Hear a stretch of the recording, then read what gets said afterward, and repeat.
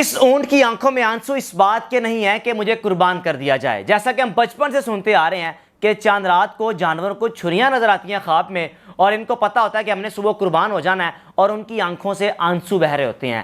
لیکن اس اونٹ کی آنکھوں میں آنسو قربان ہونے کی وجہ سے نہیں ہے۔ جناب علی، اس کو تشدد کا نشانہ بنایا گیا، اس کو مارا پیٹا گیا۔ مارا پیٹا کس نے؟ ایک انسان نے بے زبان جانور کو اتنا مارا کہ مار مار کے اس کی ٹانگ کاٹ دی، تسکین نہ ملی، آخرکار اس کو ایک ٹانگ سے معذور کر دیا۔ اب اس اونٹ کا قصور کیا تھا؟ سندھ کا علاقہ سانگڑ کا ایک جلاد وڈیرا، جس کو یہ برداشت نہ ہوا کہ یہ اونٹ میری زمین پر کیوں آیا۔ اس اونٹ کی ہمت کیسے ہوئی کہ اس نے میری زمین پر قدم رکھا، میری فصلوں پر قدم رکھا؟ اپنے دوستوں کے ساتھ مل کے، اپنے گارڈز کے ساتھ مل کے اول تو اس کو تشدد کا نشانہ بناتا رہا، جب پھر بھی سکون نہ ملا تو آخر میں ٹانگ کاٹ دی۔ کس طرح چیخو پکار کر رہا ہے، رو رہا ہے، بول نہیں سکتا لیکن چیخے مار رہا ہے، تکلیف میں ہے، بتانا چاہ رہا ہے کہ مجھ پر ظلم ہوا، میرا قصور کیا تھا۔ یہ تو پھر جانور ہے۔ پاکستان میں انسانوں کی قدر نہیں ہے۔ جس معاشرے میں انسانوں کی قدر نہ ہو، جانوروں کی قدر نہ ہو، وہ معاشرے کس طرح ترقی کرتے ہیں؟ حضرت صالح علیہ السلام کے اونٹ کو 4 لوگوں نے مارا تھا، پوری قوم پر عذاب آ گیا تھا۔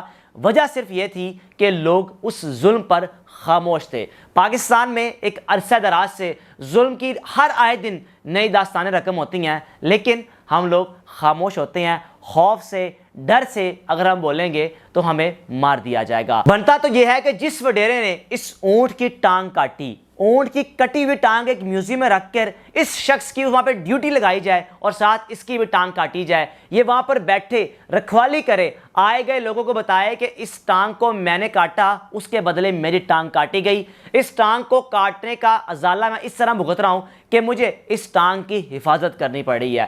پھر ہی پاکستان میں ہم یہ کہہ سکتے ہیں کہ ظلم نہیں ہوگا۔ جو ظالم ہے وہ ظلم کرتے وقت سوچے گا، 1000 مرتبہ سوچے گا کہ اگر میں نے ظلم کیا مجھے اس کی سزا ملے گی۔ پاکستان ہے، آزاد ملک ہے، عدلیہ کا نظام ہے، لیکن بدقسمتی سے پاکستان میں انصاف نہیں ہے۔ انسان انسانوں سے انصاف مانگتے ہیں، عرصے گزر جاتے ہیں لیکن عدالتیں فیصلے نہیں سناتی۔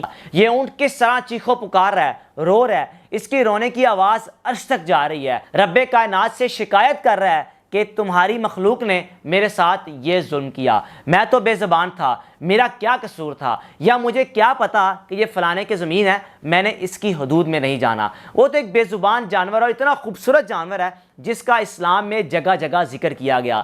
نبی پاک صلی اللہ علیہ وسلم نے خود بھی اونٹنی رکھی ہوئی تھی، اس پر سفر کیا کرتے تھے۔ ایک ایسا جانور جس کو ہمارے اسلام میں اتنی اہمیت دی گئی کہ پرانے وقتوں میں لوگ اس جانور پر سواری کیا کرتے تھے، دور دراز تک اونٹ، گھوڑا، یہ وہ جانور ہیں جس پر سفر کیا کرتے تھے۔ لیکن ہم ان جانوروں کے ساتھ کیا کر رہے ہیں؟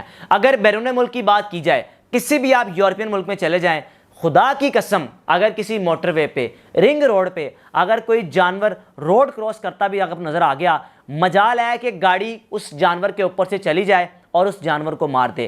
پیچھے جائے ہزاروں گاڑیاں ہوں، ہزاروں گاڑیاں انتظار کر لیں گی کہ سب سے پہلے جانور گزرے گا، پھر انسان گزریں گے۔ وہاں پر جانوروں کی اتنی قدر ہے تو انسانوں کی کتنی قدر ہوگی؟ بدقسمتی سے پاکستان میں نہ انسان کی قدر نہ جانور کی قدر۔ اللہ تعالیٰ اس ملک پر رحم کرے۔ ہم شکوہ کرتے ہیں سیاستدانوں سے، شکوہ کرتے ہیں کہ اس ملک نے کبھی ترقی نہیں کرنا، یہ ملک ترقی نہیں کرتا، اس ملک میں مہنگائی بڑھی ہے۔